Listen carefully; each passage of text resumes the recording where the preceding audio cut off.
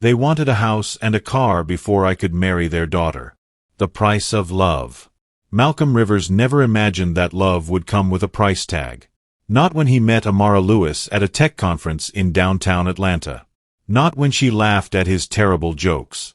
Not when she held his hand during long evening walks across the glass bridge overlooking the city lights. But here he was, sitting on a white leather couch in a mansion that smelled like money and power, being told that his love wasn't enough. The Lewis family living room looked like a luxury hotel lobby. Marble floors. Gold-trimmed mirrors. A crystal chandelier that caught the sunlight and scattered it across the walls. The kind of house people posted on Instagram with captions like, "God did." Amara sat beside Malcolm, her fingers wrapped tightly around his. He could feel her tension. Across from them, her father, Raymond Lewis, leaned back in his chair, calm and calculating. Her mother, Denise Lewis, sat upright, arms folded, eyes sharp. Raymond cleared his throat. "So, Malcolm," he said smoothly, "you say you want to marry our daughter?" Malcolm nodded. "Yes, sir. I love Amara. I want to build a life with her." Denise gave a thin smile. "Love is beautiful. But love doesn't pay mortgages." Amara shifted uncomfortably. "Mom." Denise raised her hand. "Let us finish." Raymond leaned forward slightly. "We raised Amara in comfort, stability, luxury. We won't send her into struggle." Malcolm swallowed. "I understand. I'm doing well for myself. I run a logistics startup. I have savings. We can live comfortably." Denise laughed softly, not kindly. "Comfortably?" she echoed. "In what? A rented apartment?" Malcolm felt his chest tighten. "We were thinking of starting modestly and growing." Raymond interrupted him. "No. Before you marry our daughter, you will buy her a house. And a car. In her name." The words dropped heavy in the room. Amara's eyes widened. "Dad, that's not fair." Raymond turned to her. "It's protection. If he's serious, he will prove it." Malcolm felt heat rush to his face. "A house and a car? Before marriage?" Denise nodded. "Not after. Before. If you cannot provide at that level, then you are not ready for our daughter." Silence filled the room. Outside the tall windows, the city of Atlanta shimmered. Glass towers, luxury condos, expensive dreams. Inside, Malcolm felt small. He looked at Amara. She looked back at him, eyes glossy with conflict. "I love you," she whispered, barely loud enough for her parents to hear. Raymond stood up, signaling the end of the conversation. "Love alone is not enough in our family. Think about it. When you're ready to meet our standards, come back." As Malcolm and Amara walked out of the mansion, the iron gates closing slowly behind them, Malcolm exhaled deeply. "They just priced me out of love," he said quietly. Amara shook her head, tears slipping down her cheeks. "They don't get to decide what we're worth." But deep down, both of them knew the truth. This was only the beginning of the war between love and luxury. Malcolm drove in silence for a long time after leaving the Lewis mansion. The city lights of Atlanta blurred past his windshield. Luxury apartments, rooftop lounges, billboards advertising brands he could afford almost but not comfortably. His knuckles were tight on the steering wheel. Amara finally broke the silence. "I'm sorry," she said softly. "They had no right to talk to you like that." Malcolm forced a small smile. "They're protecting their investment." Amara turned to him. "I'm not an investment. I'm a person." "I know," he replied quickly. "But that's how they see life. Everything is a transaction." They reached his condo, a clean, modern high-rise with glass walls and a city view. Not a mansion. But it was his. Built from long nights, missed weekends, and startup stress. Inside, Malcolm dropped his keys on the counter and exhaled. "I don't know how to do this without ruining us," he admitted. Amara walked up to him. "We'll figure it out together. I don't want you risking your future just to impress my parents." But Malcolm's mind was already racing. The next morning, Malcolm sat in a sleek cafe attached to a co-working hub. His laptop was open, untouched. His phone buzzed. Darius Cole flashed on the screen. Darius was everything Malcolm wasn't: old money energy, ruthless confidence, venture capitalist with a reputation for buying ideas and breaking founders. They had met once before. Darius had laughed at Malcolm's pitch back then. Malcolm hesitated, then answered.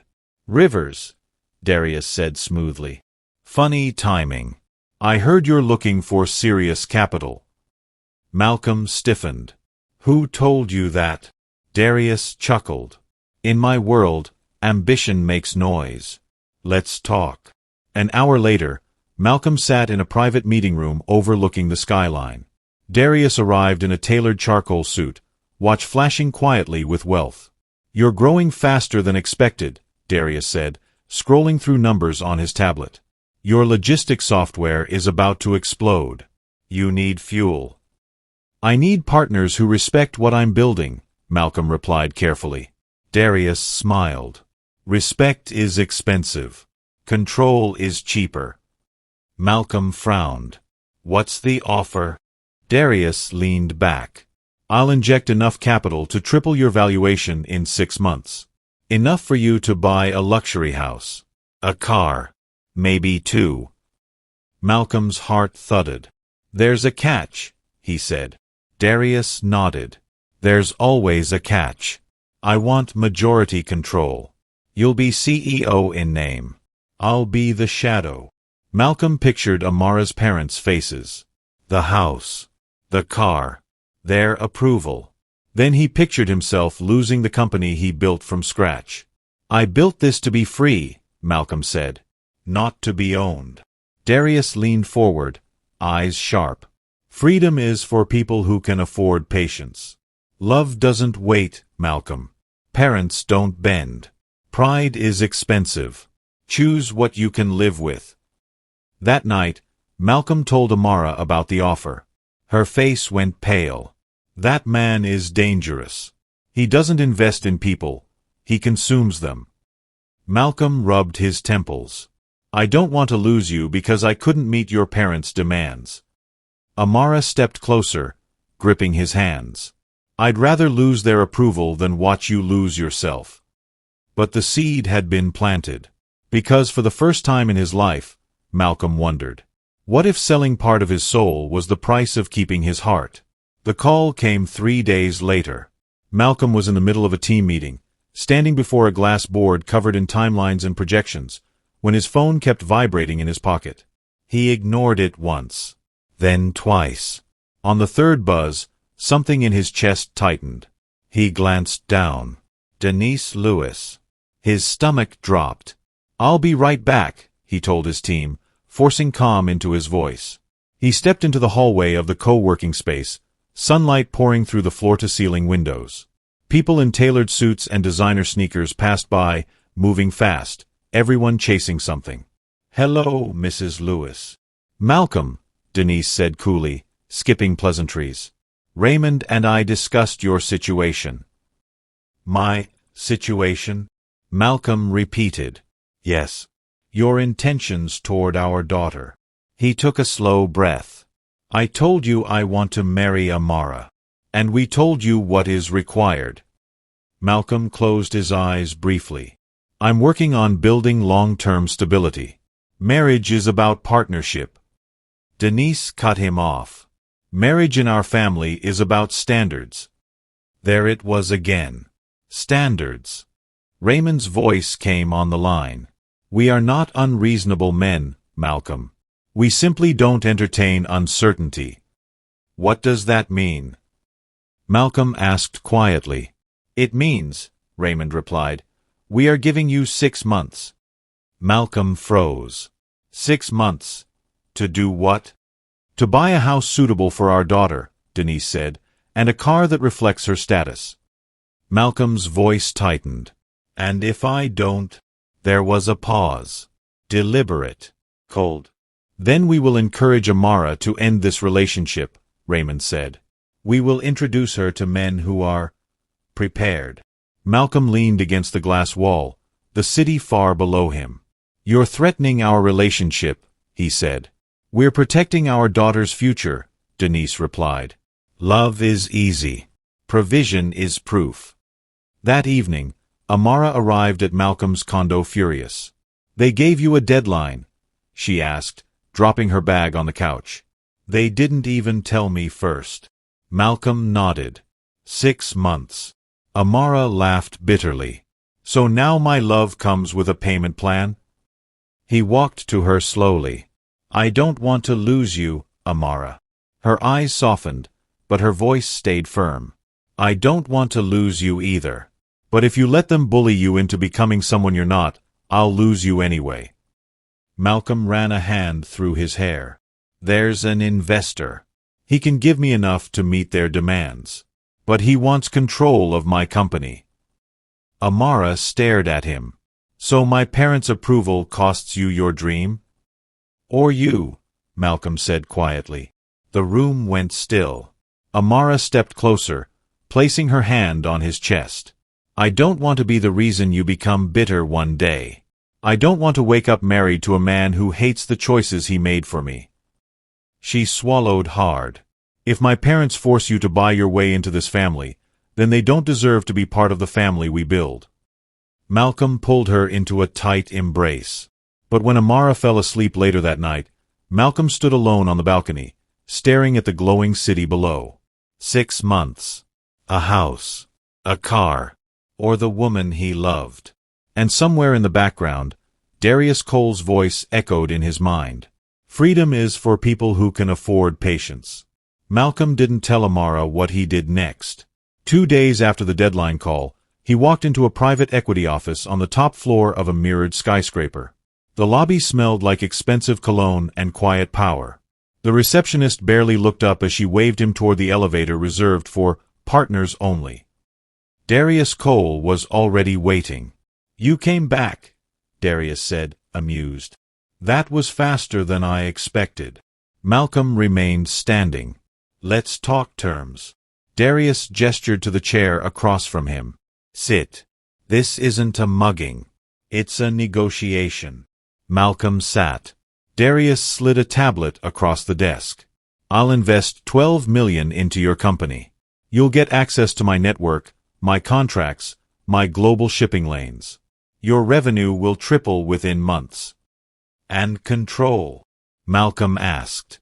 51%, Darius replied calmly. "You keep your title. I keep the power." Malcolm's jaw tightened.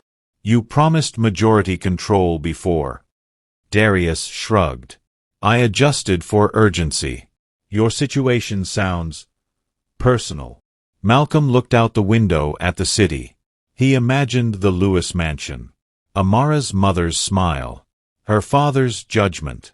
"Put it in writing that my team stays intact," Malcolm said. "No layoffs. No asset stripping." Darius smiled. "You're negotiating like a man who thinks he still has leverage." "Cute." Malcolm stood. "Then we're done." Darius paused, then nodded slowly. "Fine. Your team stays. For now." The contract was signed within the hour. That night, Malcolm wired a deposit on a luxury modern townhouse in Buckhead. Glass walls, rooftop terrace, private elevator. He scheduled a viewing for a high-end electric SUV the next morning. He stared at the confirmation emails, his chest tight. He had crossed a line he promised himself he never would. Meanwhile, across town, Denise Lewis sipped wine with her social circle in a penthouse lounge. The city glowed beneath them. "I'm worried about Amara," one woman said. "That boy she's with seems earnest. But earnest doesn't last." Denise smiled knowingly. "That's why Raymond and I are being proactive." She scrolled through her phone and showed them a photo of a sharply dressed man stepping out of a luxury car. "This is Trevor King," Denise said. "Private equity. Old family money. He's been asking about Amara for years. We finally agreed to dinner." Back at Malcolm's condo, Amara noticed the change immediately. "You're distracted," she said as he poured wine without tasting it. I'm just busy, he replied. She studied him. Busy with what? He hesitated. Expanding the company. Her eyes narrowed slightly. You promised you wouldn't let my parents push you into dangerous choices. I'm not, he said too quickly. Amara stepped closer. You're lying. Silence stretched between them. Malcolm finally spoke. I just want to make sure they can't humiliate you again. Her voice softened. I don't need you to buy my dignity. I need you to protect yours. But Malcolm looked away. Because the first wire transfer had already gone through. And some deals can't be undone without blood on the balance sheet. Amara found the document by accident. She wasn't snooping. She was looking for Malcolm's charger in his home office when his tablet lit up with a notification.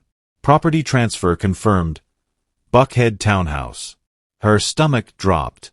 She stared at the screen, then tapped the notification before she could stop herself. Details filled the display. Purchase agreement, escrow confirmation, luxury listing photos. A house. Not one day. Not someday. Her chest tightened as she scrolled further. Another notification appeared. Vehicle purchase appointment. Signature electric SUV. Tomorrow 10 a.m. Her hands began to shake. When Malcolm walked in, she was still standing there, tablet in her hand, eyes glossy. You bought a house? She asked quietly. Malcolm froze. You weren't supposed to see that. So you did, she said. You actually did exactly what my parents demanded. He stepped closer. Amara, listen. No, she said, voice rising. You promised me you wouldn't sell yourself just to satisfy them. I didn't do it for them, he replied. I did it so they can't look down on you anymore. She laughed bitterly. So you bought their respect? That's not respect. That's rent. Malcolm's voice dropped. I was trying to protect us. By lying to me? She shot back. By signing deals behind my back? He hesitated. That hesitation said everything. You took the investors' money, Amara whispered. Malcolm's shoulders sagged. Yes. Her face went pale. That man is toxic, Malcolm.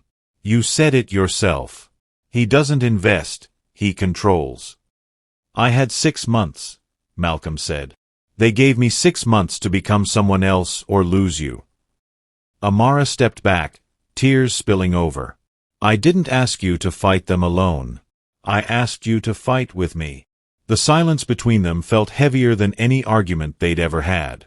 Her phone buzzed. She ignored it. It buzzed again. She glanced down. Mom, don't be late for dinner. Trevor is excited to finally meet you. Her breath caught. Who is Trevor? She asked slowly. Malcolm frowned. Trevor who? Amara stared at her screen like it might burn her. They're already replacing you, she said softly. My parents set me up on a date. Tonight. Malcolm felt something ugly twist in his chest. They didn't even wait. They never planned to, Amara replied.